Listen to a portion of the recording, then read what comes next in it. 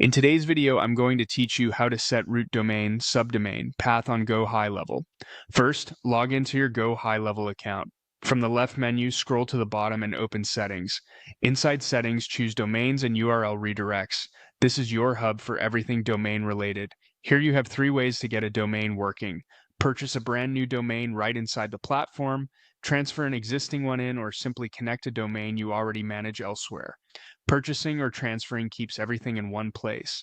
Connecting lets you keep your current registrar and just point records to GoHighLevel. To connect an existing domain, click Connect a Domain. You'll be asked what you want to use the domain for.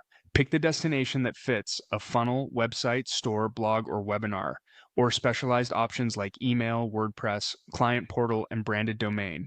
Your choice here tells GoHighLevel where traffic should land. Click Connect to continue. Now type your domain.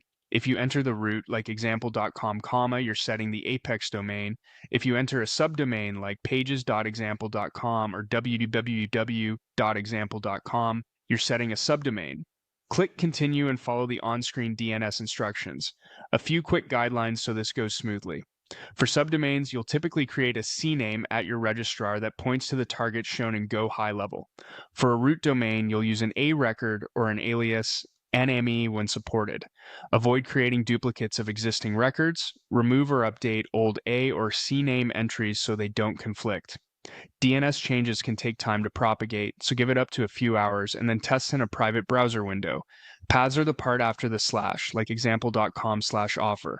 Once your domain is connected to a funnel or website, you set paths on the individual pages or steps. Make your main page the default, so visiting the bare domain shows the correct homepage. Use URL redirects in this same area to enforce one preferred version, such as redirecting the root to www or vice versa, and to forward old paths to new ones.